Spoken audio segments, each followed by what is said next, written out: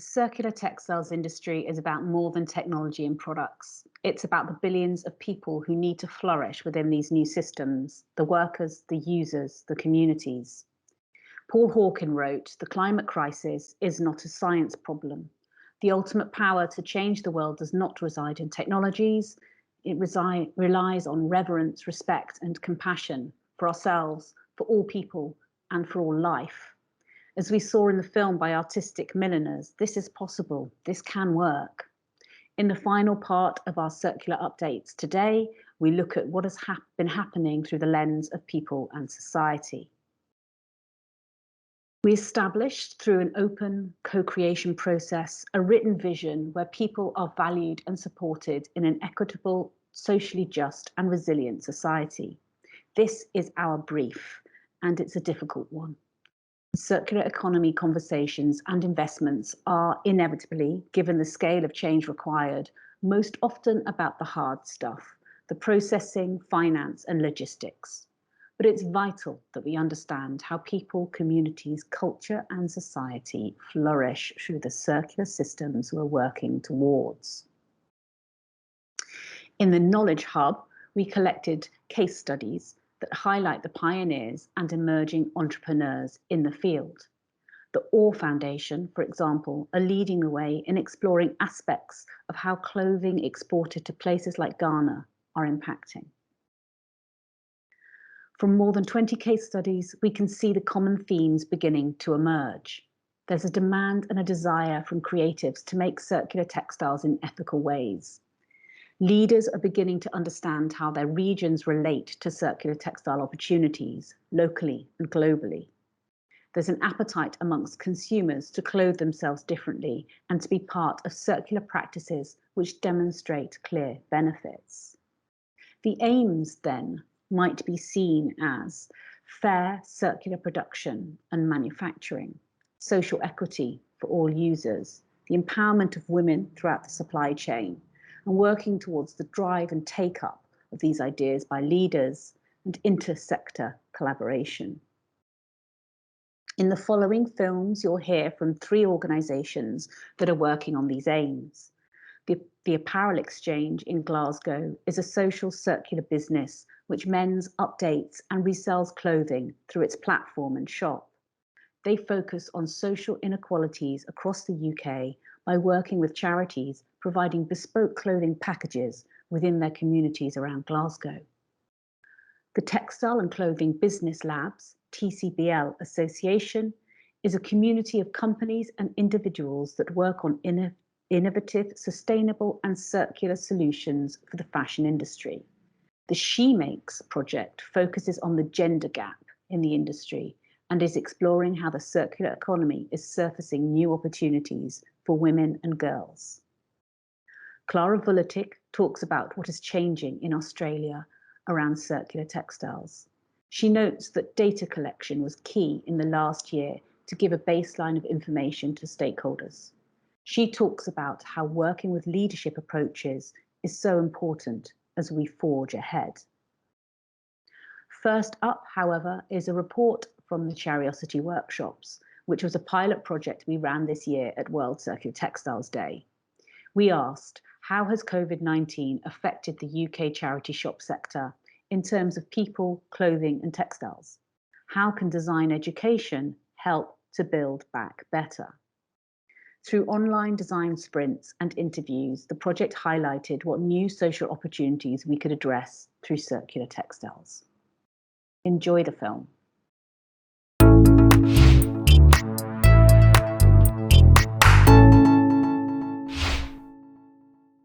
The Curiosity Workshops were about developing education's systemic design approaches for the UK charity shop's fashion and textile value chain.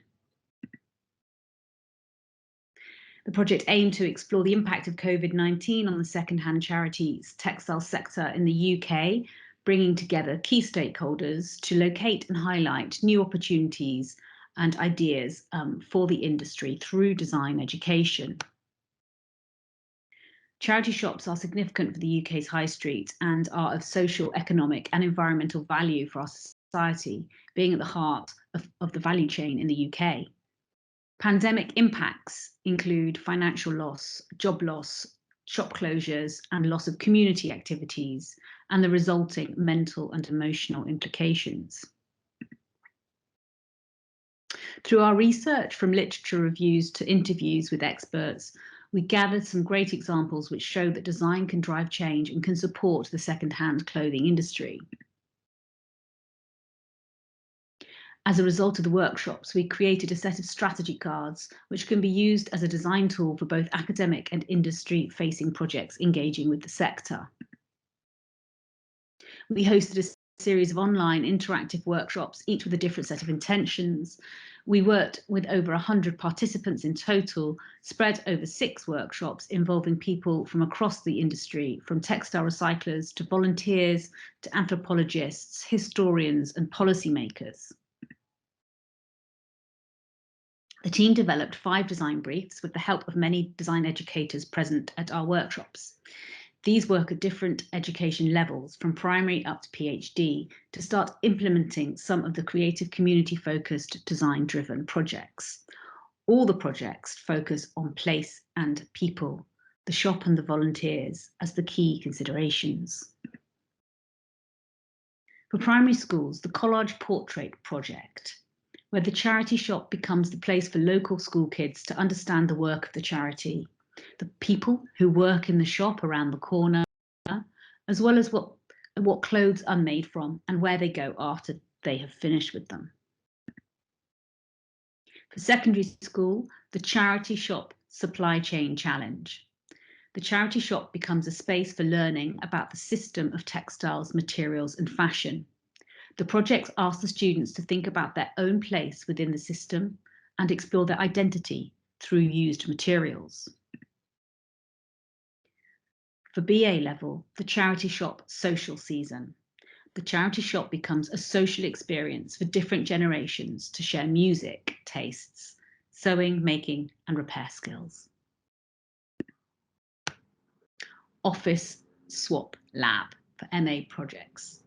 The charity shop becomes a partner in a local project which takes upcycled, repaired, and customised second-hand clothes into offices and workspaces.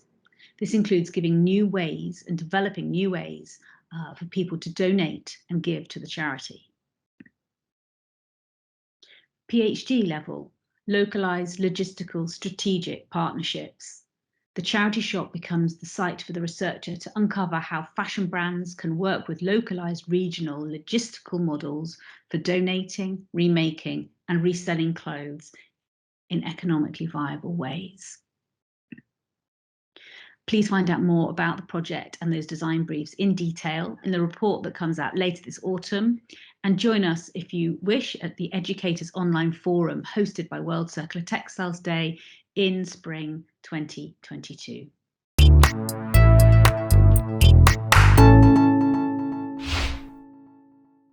My name's Izzy. I'm the founder of Apparel Exchange. We're a social circular business based in Glasgow. We reuse, repair and resell and gift children's clothing from about the age of 4 through to about 15, 16. So we're quite niche with what we do. And we retail from here, which is our city centre shop, so you can see it behind me. But we also have an online platform where we retail to the whole of the UK. We're very much about reducing our environmental impact through the reuse of clothing, so we understand the carbon, pollution and other environmental benefits through the reuse of clothing and not putting further pressure on our ecosystems. We also have a major commitment towards tackling some of the social inequalities that still exist within communities across the UK, but mainly in Glasgow where we're based. So I'm going to focus a wee bit on how we improve lives. So the number one, you heard a bit about how we retail. So we sell a lot of things at lower costs than buying them new.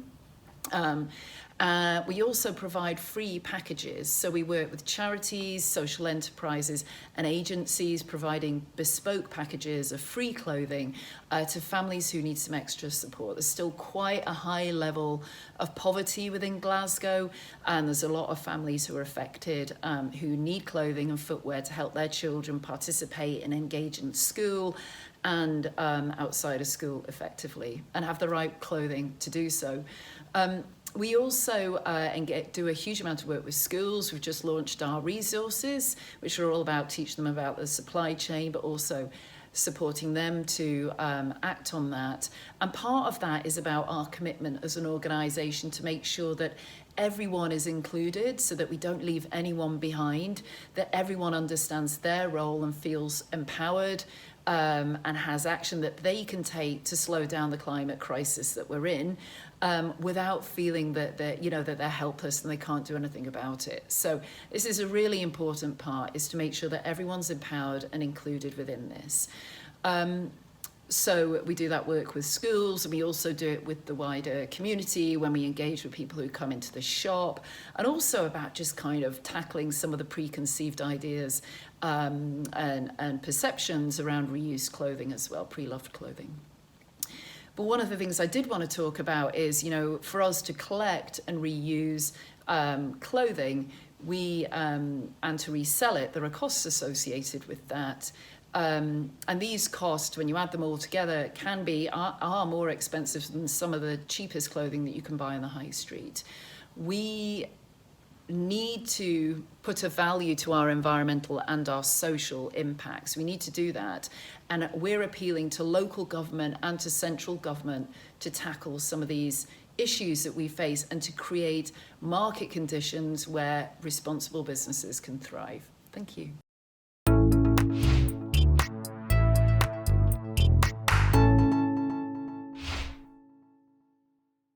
It's World Circular Textiles Day. And of course, we at TCBL are happy to get behind the initiative and add our voices to this chorus of people contributing to making a more circular industry as soon as possible. What is TCBL? Well, TCBL, which stands for Textile and Clothing Business Labs, and it's a newly formed nonprofit that is carrying forward a network that we built out of a European project that ran from 2015 to 2019. So it's a community of people, companies, and innovative labs that share common values and that are working together to try and make the textile industry more circular and sustainable. We've got a structure where the participating labs, which are all of different types, and they're working on technical, social, all kinds of innovations. And they work with these innovations, and they work together with businesses, which we call associates, to inspire the businesses and the companies to explore the potential of what kind of new business models they could develop based on these innovations. So we've been asked to take stock of what we've done towards circularity this year.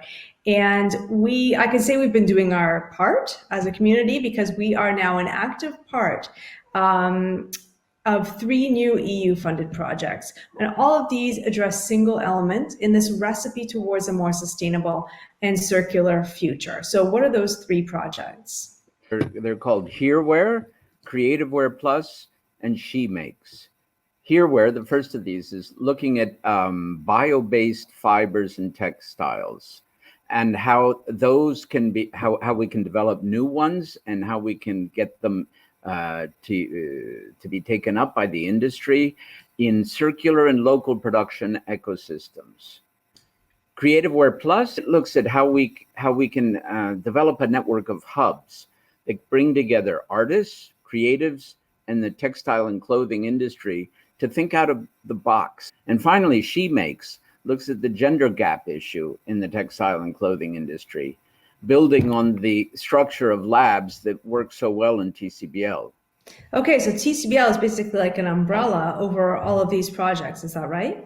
That's actually the idea behind the upcoming TCBL Days, our annual event that for the 2021 edition will be hybrid and diffused across the whole month of November. Focusing for a moment on She Makes, and I've been really enjoying working on this project because it seems like there's just so many opportunities for women in particular to be part of this emergent circular economy. Can you talk a bit about that? Yeah, well, we've been developing a gender vision that acknowledges the challenges that women innovators face and creates an open environment with the necessary skills and networking to help women succeed. As we know, the textile and clothing industry, particularly as concerns garment production, has a very high percentage of women at the lower levels of the workforce, and they're quite often underpaid. We started looking at how innovation can create the conditions for these women and their skills to emerge, because innovation can give better value to the skills that they have. But what we're discovering is that the movement towards circular fashion is actually proposing a whole alternative system within a broader vision of a society that is more inclusive and sustainable by nature. And women are leading that movement. So by empowering those women, we are enabling change. And at the same time, in a way that is in fact circular, by enabling a transition to a more circular economy, we are empowering women.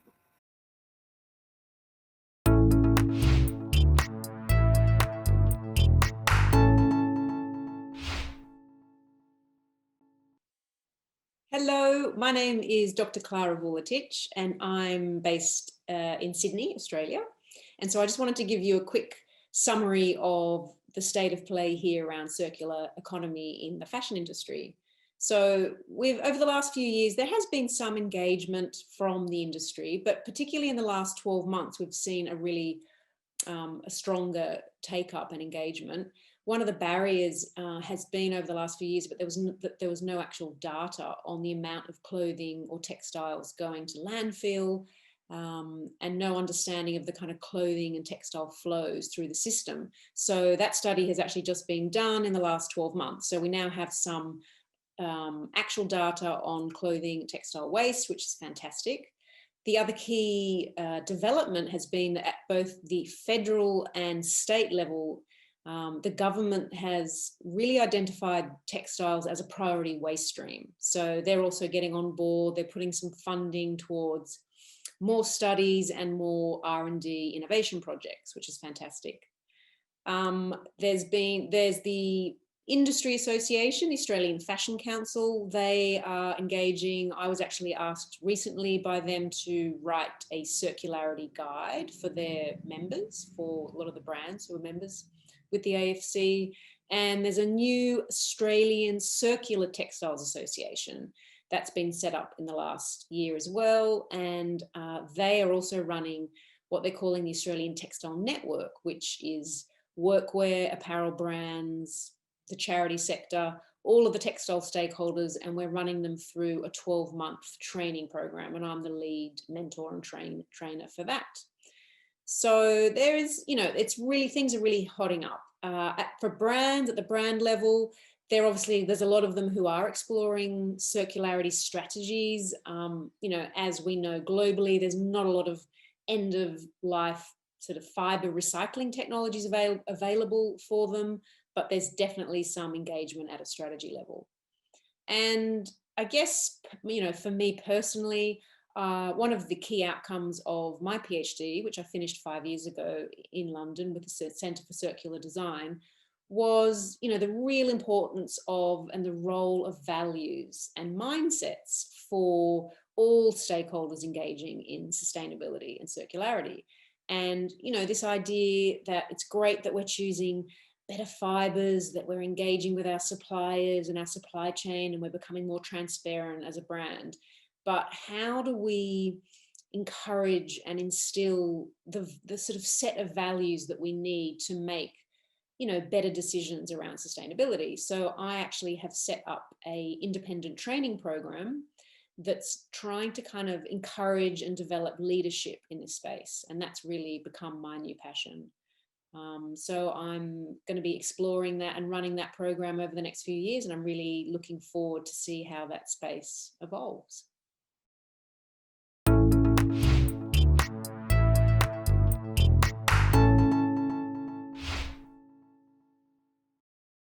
Okay, thank you. Back in the room, the last session now, the wrap-up session.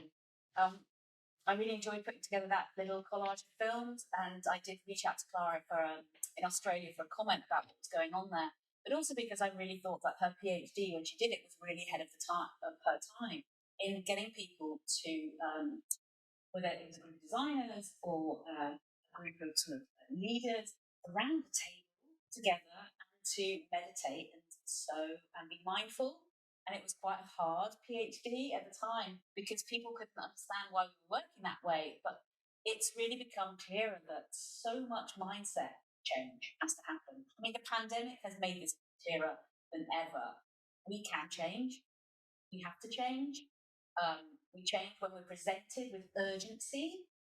But the urgency, the kind of urgency that's presented really differs. And is that a law? Is that financial need? Is that health dilemma? We've got to have open minds. We've got to have more ability to collaborate and connect with others. So in order to make a circular textile industry work, we have got to change. We've got to look at everybody, all the people in the system, and find a better way to interact, to have textiles, to make textiles, to use textiles, and to build new systems. And doesn't that, I mean, the interesting thing about the mindset shift is it's not just about people's consumer behavior. It's a mindset shift needed across the industry, whether you're a designer, a recycler, a collector, just how we think about this circular system is a massive mindset shift in itself. Oh, it is. And it's about getting out silos. I mean, we've worked on projects that have really focused on the methodologies, getting people to work together better, and it's, you can see it between us. Sometimes we've had, people from different backgrounds, different age, different gender, making assumptions about each other and halting the conversation before it's even begun. And actually, we have to all come to the same level playing field. We've got to find a better way of getting rid of our unconscious biases and going, we're going to need to work on this together. I'm going to need to work on myself. I'm going to need to help my children. I'm going to need to help at school. We've all got to work on things together. And that just takes a little moment to stop and think, well, how am I going to do that? That was Clara's premise in a way, wasn't it? The inner and the outer. And it's kind of, all sides of the system. Yeah, and it's not just about mindset shift is one thing. We can recognize systems change is needed, and there's a widespread recognition that that's needed now. But which is great. But we have large brands, companies, supply chains operating in a way, and the recognition is there. But the challenge ahead of us of actually restructuring that and reshifting how things are done, it's a massive engineering job. And like you were saying, Becky, starting local and regional, I think, on the implementation is really the only way it's gonna happen. Yeah. Okay. Working with each other. So it's all these communities. And that leads us really nicely, actually, into the next sort of final wrap-up section where we can take the last of the questions and post some sort of last comments out and pose some challenges, really. But, what is it we see happening for the year ahead? What do we want to see happening in the year ahead? What are the challenges we want to set the audience and the communities? I mean, we've said it before, but collaboration, when we asked the partners, we asked them a final question, didn't we?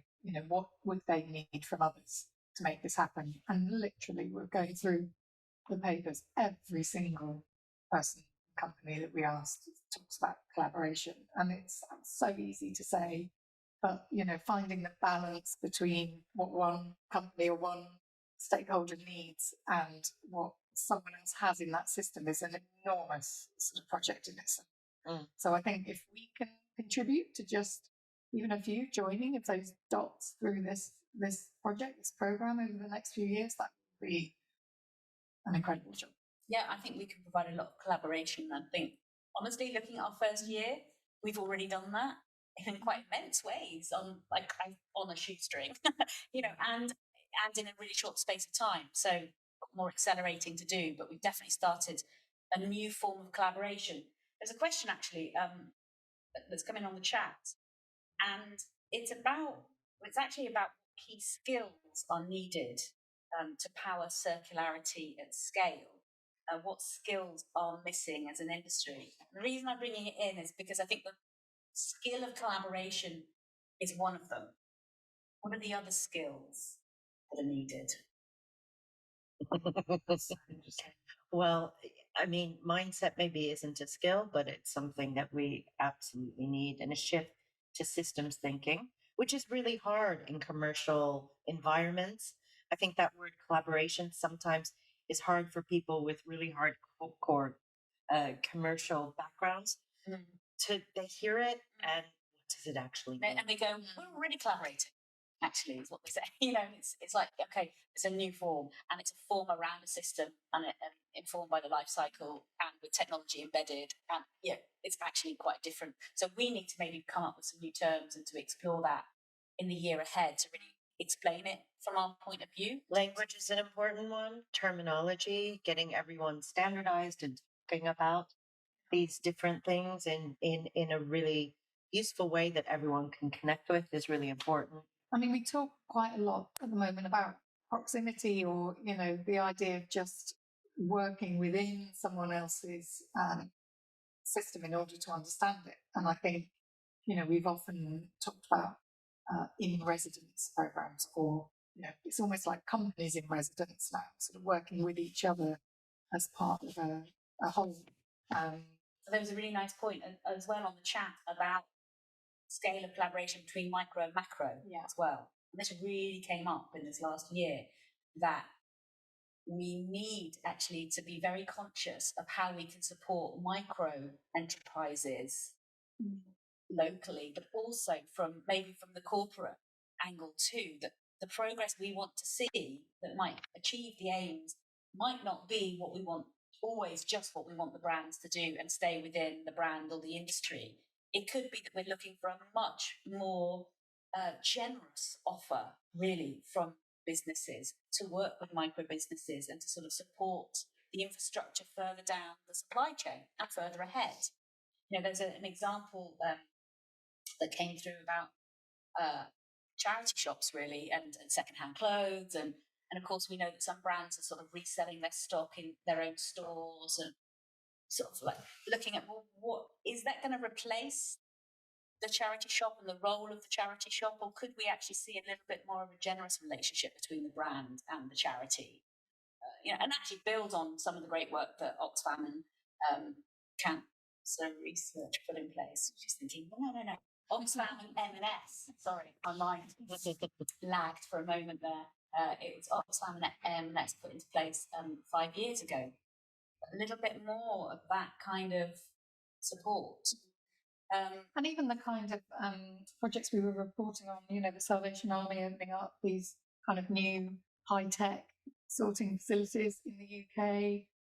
The Netherlands. And the Netherlands. It's really those sort of seemingly opposed industries coming together to make progress. Yeah, we should do a greatest hits of the most random collaboration between partners that we weren't expecting. Well, definitely on the sorters and collectors front, that is a big area where we need to see this shift, this move towards new types of sorting facilities. We call them advanced textile sorting facilities, a really big one, because if we want to be circular, it is absolutely all about collecting your textiles close to the source of use and channeling them into different routes, whether it's reuse, rental, repair, all the way off to mechanical and chemical recyclers in the right time. The challenge with that is it is a chicken and egg situation, because the markets to buy the non-rewearables in the volumes that will be potentially absolutely will be recyclable in the future aren't there yet. We need those industrial plants to be built, to be located in Europe, in the US, all around the world, for post-consumer, for post-industrial. And I think that's one of the areas when we talk about action points, that's a simple blueprint. It's evolving the sorting facility and getting it ready in line with what's coming to market, so that we can start handling textiles in the way that is most economic, and all of that's going to shift. And over don't the coming forget, years. I mean, even it's not just about the textile waste. We're more and more seeing waste from other industries being pulled into the textile cycles that then can ultimately go into that textile waste. So it feels like it can snowball as we we make this sort of progress. When you two get talking, it's so good. But it's actually the next question because, you know, we set up this, the four of us, because we knew that these sort of links between industry, technology, academia, and the work that Gwen does in terms of sort of cities and policy, and these interactions are really, really important.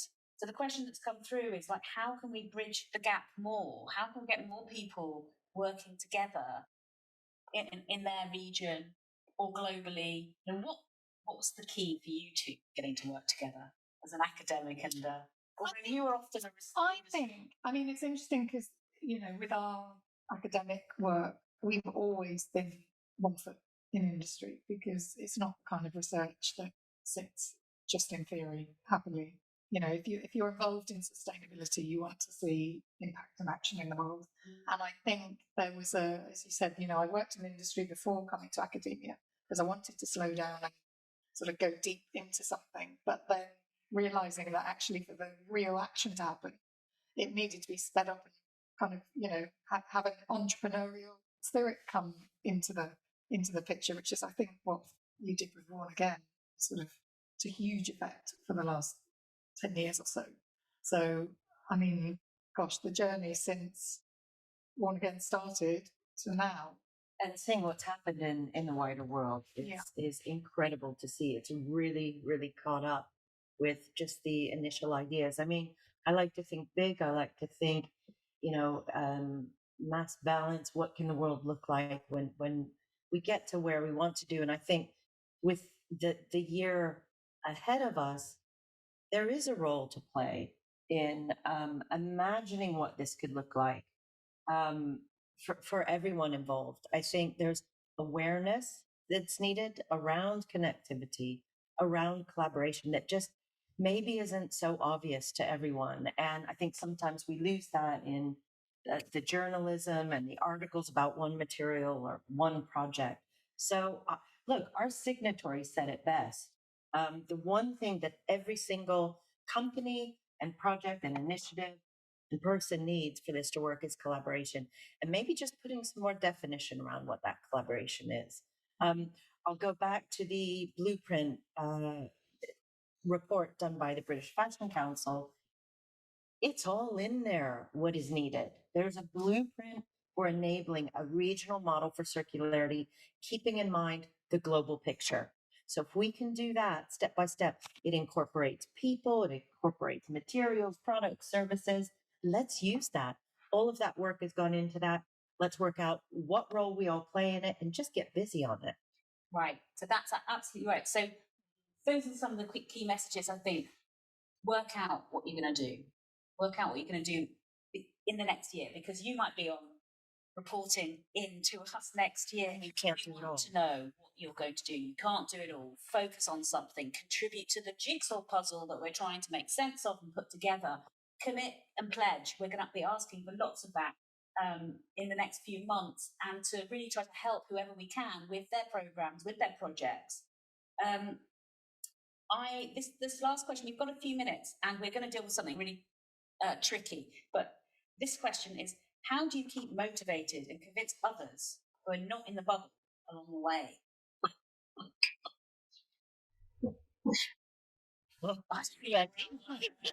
Get up in the morning and show up. But you know, I look to you know, we touched on it a couple of minutes ago, looking at what has changed in the last, since 2012, I think was when people started talking about it.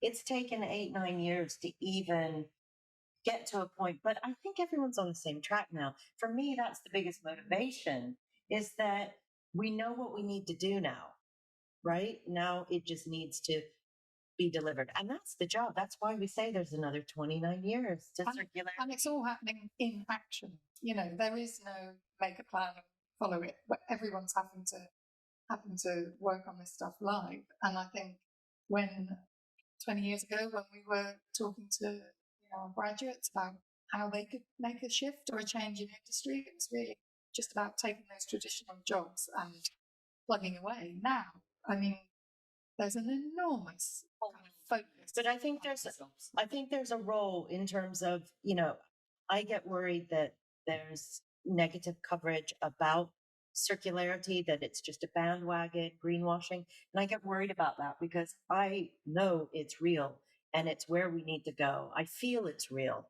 And so I would love to see just more visioning, more understanding, more communication about where it is, what real circularity could look like. And that's why I believe in the 3 pillars that we've come up with, along with our signatories, because everyone's got a different graphic or visualization of what their circularity can look like. And they're all right, but they're not communicated enough to the outside world. Okay, so this is the tricky bit, right? I want us to deal with in the last 2 minutes because, you know, we all want to see change in the industry and we all have different ways of expressing the change or coming at the change from through a particular lens or from a particular angle. And I think that what you've been referring to is sort of a critical response to the growth of interest in circularity. The backlash is, whoa, that's just recycling. That's not going to change anything. Actually, that's really worrying. Worse than that, just because a brand makes a recycled product, they're suddenly green, are they? I mean, this is the discourse, you know, in the media and elsewhere. And what we're trying to do is, should I say it? Or do you want to step in? I mean, it's about charting the progress. It's about starting Shining somewhere. the light. It's about building base camps. It's about understanding how things change, how industry changes. It's about, you know, it's about a change process. Yeah. Yes, some brands might just be dipping their toe in, but we know they have to dip a toe before they make the next move. Our frustration is it's all happening too slowly and it's reported so poorly. You know, in a way, there's a sort of a lack of confidence in people talking about the broader strategy and just doing these little test projects, which then may look like they're not doing very much. They're just replacing. Also, I think, like this whole material question, you know, it's not just a fashion problem. You know, we're looking at materials that serve us in almost every avenue of our daily lives. And I think we've often felt that, you know, there are certain materials that simply can't replace the synthetic materials that you now recover in terms of function. So, you know, we have to acknowledge that, yes, there are certain materials that work well for some applications, but we're not able to completely clear the deck and start again. There's already so much material here that can be put to good use. We talk a lot about polyester. It's got a really bad rap, but essentially it is the perfect circular material. You know, you can recycle it, you can restore it, you can bring it back up to virgin equivalent quality, so long as you keep it in circulation. It doesn't end up it doesn't end up in rivers, streams, and oceans. You know, but we can't talk about polyester in isolation. We have to talk about it with the other materials. And this is the thing that people grab onto, one little thing. And unless we're looking at it systemically from a data-driven perspective, metrics, measurements, these are all the things that make it a complex space. So it's understandable that there is negative backlash every now and then.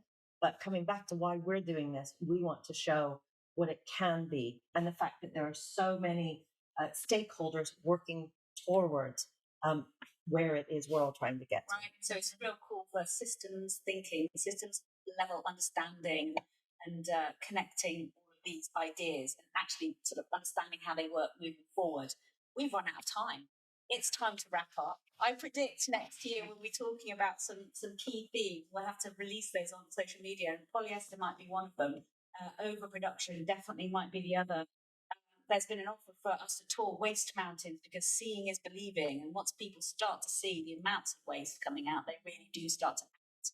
My last comments are winning slowly is the same as losing. Ilma Gibbon. So we are winning, but it's too slow. My final message is absolutely speed up your efforts, get involved, crack on with it, because we are in a window. And actually the window to 2030 is 9 years. So what are you going to do in the next 9 years? Commit to change and do it quickly.